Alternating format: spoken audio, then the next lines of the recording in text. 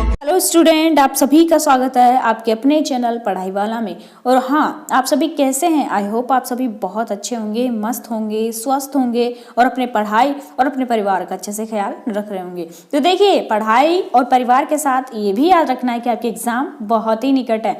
देखिए, आपके एग्जाम्स मार्च से स्टार्ट होने वाले हैं, तो आपके पास टाइम बिल्कुल भी नहीं है। तो आप सभी को जितना जहाँ से भी कंटेंट मिल रहा है तो उसको एक बार अपनी आंखों के नीचे से निकाल लेना है। तो देखिए, आज की जो क्लास रहने वाली है उसका इंट्रोडक्शन सबसे पहले आपका, जैसे कि हर वीडियो में मैं सबसे पहले आपको वीडियो का इंट्रोडक्शन देती हूँ कि आखिर क्लास किसकी रहने वाली है। तो देखिए, आज की जो क्लास रहने वाली है वो आपके जियोग्राफी की रहने वाली है। ठीक है, जियोग्राफी की आपकी क्लास रहने वाली है और बहुत ही इंपॉर्टेंट क्वेश्चंस का कलेक्शन इस वीडियो में है। तो आप सभी से रिक्वेस्ट है कि आप वीडियो को एंड तक वॉच कीजिएगा और हाँ, वीडियो को लाइक शेयर चलो छोड़ो, आप सभी तो कर ही देंगे। ये तो कहा, ये काम तो आप सभी को कहने की जरूरत नहीं है क्योंकि आप सभी बहुत प्यार बता रहे हैं, आप सभी का बहुत सारा सहयोग मुझे मिल रहा है। तो आप सभी ये काम कर देंगे, जो भी इस वीडियो को देख रहे हैं वो सभी ये काम कर देंगे, ये ऐसी मैं उम्मीद करती हूँ। ओके, चलिए आज की क्लास को स्टार्ट करते हैं बिना टाइम को खराब किए। देखिए, आज की क्लास का पहला क्वेश्चन आप सभी को आपकी स्क्रीन पर दिख रहा होगा। आज की जो क्लास है वो ज्योग्राफी की रहने वाली है और बहुत ही इंपॉर्टेंट क्वेश्चन कलेक्शन इस वीडियो में है। चलिए क्लास को स्टार्ट करते हैं। पहला क्वेश्चन देखिए, और हाँ, ये जो क्वेश्चन लिए हैं मैंने मॉडल पेपर से लिए हैं, 2023 के मॉडल पेपर से लिए हैं। और आप सभी जानते हैं कि मॉडल पेपर के क्वेश्चन हर बार मिलते जरूर हैं, राइट। तो देखिए, चलिए आज की क्लास को स्टार्ट करते हैं। पहला क्वेश्चन देखिए, भारत में निम्नलिखित प्रवास धाराओं में प्रमुख है। कौन सी धारा जो है भारत में प्रवास की मुख्यतः पाई जाती है? तो आप सभी जानते होंगे कि लोग गांवों से कहाँ जाते हैं? नगरों की ओर। काम धंधे की तलाश में लोग गांवों की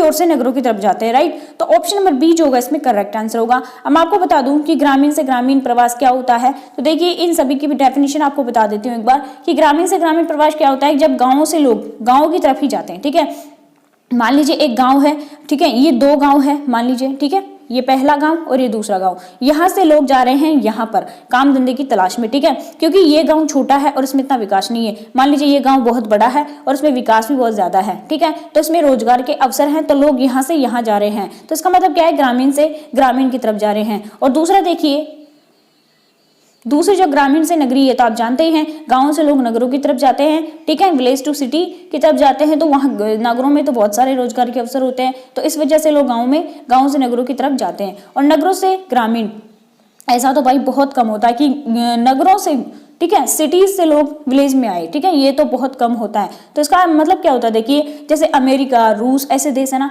वहां पर क्या है, शहरों में इतनी फैसिलिटीज नहीं है, गांव में बहुत सारा काम है, ठीक है। जैसे मान लीजिए कि गांव में एक खेती होती है, ठीक है, खेती हमारे तो यहाँ पर ऐसे की जाती है, व्यावसायिक तरीके से नहीं की जाती है, ऐसे ही पुराने तरीके से की जाती है, इसलिए उससे भी इतनी बढ़ोतरी नहीं होती है। लेकिन जो अमेरिका, रूस ऐसे देश हैं उनमें कृषि कैसी होती है? व्यावसायिक होती है, ठीक है, और उसमें लाभ भी बहुत ज्यादा होता है। इसलिए लोग नगरों से क्या करते हैं? गाँव की तरफ जाते हैं, ठीक है, और नगर से नगरीय।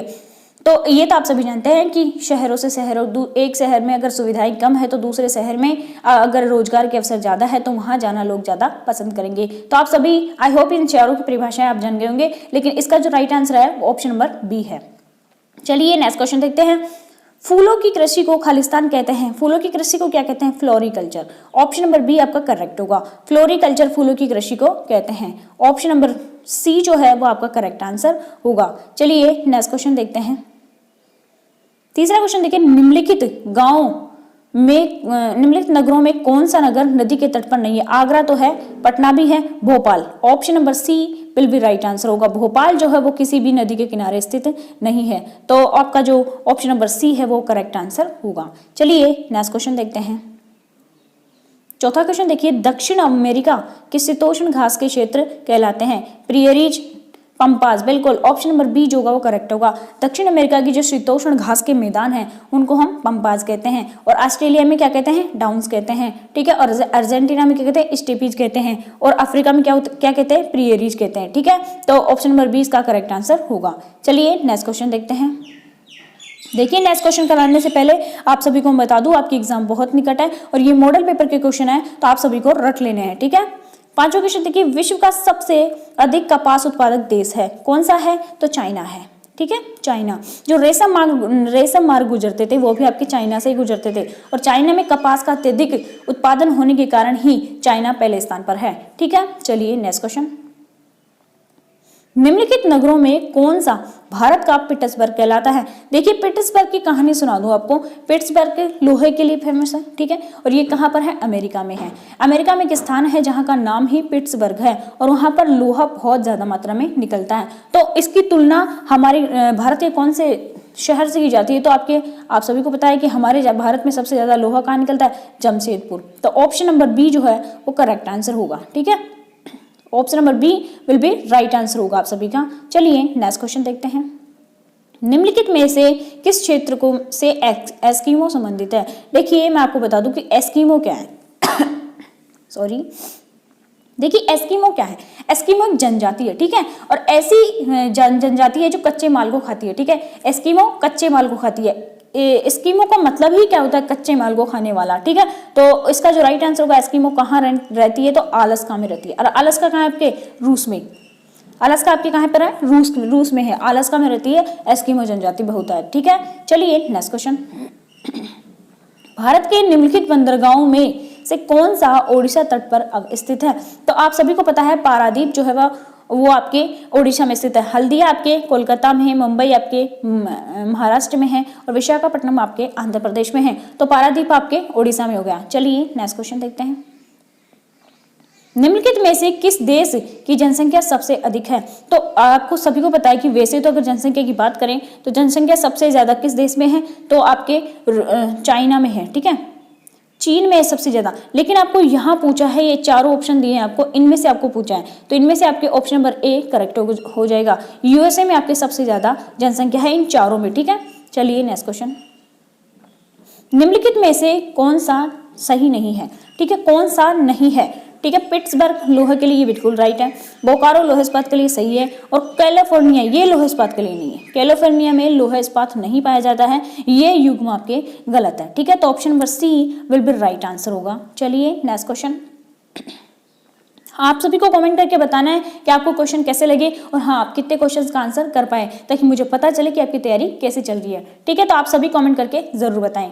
12वां क्वेश्चन देखिए, किस वर्ष की जनगणना को जनसंख्या की महान विभाजक वर्ष कहते हैं? तो 1921 की जो जनसंख्या थी, 1921 की जो जनसंख्या की वर्ष था उसको महान विभाजक वर्ष कहते हैं, क्योंकि इसमें जो भारत की जनसंख्या थी वो इस तरह से बढ़ी कि फिर बढ़ती ही चली गई, कमी नहीं हुई, ठीक है। 1921 के बाद जनसंख्या में नीचाव आया ही नहीं, मतलब कम हुई ही नहीं, बढ़ती ही चली गई, तो इसको महान विभाजक वर्ष कहते हैं जनसंख्या का 1921 को। चलिए नेक्स्ट क्वेश्चन देखते हैं।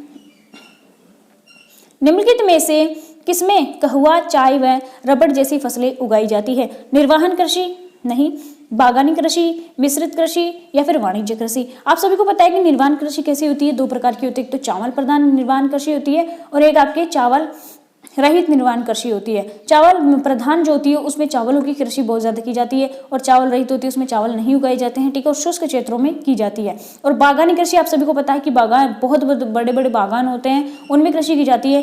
तो देखते हैं फिलहाल इसका आंसर क्या होता है। देखिए पहले मैं आपको समझा देती हूँ। और मिश्रित कृषि क्या होती है? देखिए मिश्रित कृषि उस कृषि को कहते हैं जिसमें कृषि भी की जाती है और पशुपालन भी किया जाता है, दोनों साथ साथ किए जाते हैं, ठीक है। जैसे हम करते हैं, हमारे पास गाय डंडी भी होते हैं और हम कृषि भी करते हैं, तो दोनों प्रकार के काम करते हैं ना, तो इसको मिश्रित कृषि कहते हैं। और वाणिज्य कृषि क्या होती है? वाणिज्य कृषि, विस्तृत अनाज वाणिज्य कृषि किसको कहते हैं? इसमें अनाज जो होते हैं जैसे गेहूं, चावल, मक्का, ऐसे उत्पादों का उत्पादन किया जाता है बड़ी मात्रा में, ठीक है, और व्यापार की दृष्टि से किया जाता है, व्यापार की दृष्टि से किया जाता है, तो इसको वाणिज्य कृषि कहते हैं। तो फिलहाल आपका जो आंसर रहने वाला है वो आपके option number B will be right answer होगा, ठीक है। ऑप्शन नंबर बी जो है, बागानी कृषि में कहवा, चाय और रबड़ की जैसी फसलें उगाई जाती है। चलिए नेक्स्ट क्वेश्चन देखते हैं। भारत के किस शहर में हीरा तराशने का कार्य प्रमुख उद्योग है? सॉरी, थोड़ी खांसी हो रही है तो आई एम सो सॉरी। चलिए 15 क्वेश्चन देखिए, भारत के किस शहर में हीरा तराशने का कार्य प्रमुख उद्योग है? तो सूरत में आपके हीरा तराशने का प्रमुख उद्योग स्थित है। चलिए नेक्स्ट क्वेश्चन। तृतीय क्रियाकलाप से संबंधित है, व्यापार, परिवहन, संचार सेवाएं, इनमें से सभी। तो बिल्कुल ऑप्शन नंबर डी जो वह करेक्ट है। तृतीय क्रियाकलाप में अर्थव्यवस्था के तृतीय क्षेत्र में व्यापार भी आता है, परिवहन भी आता है, संचार और सेवाएं भी उपस्थित होती हैं। तो ऑप्शन नंबर डी आपका करेक्ट आंसर होगा। नेक्स्ट क्वेश्चन देखिए, संसार के निम्नलिखित प्रदेशों में से किसमें कुत्ते व रेंडियर को भारवाहक के रूप में इस्तेमाल किया जाता है? तो टुंड्रा प्रदेश में, ठीक है, ऑप्शन नंबर डी जो करेक्ट होगा।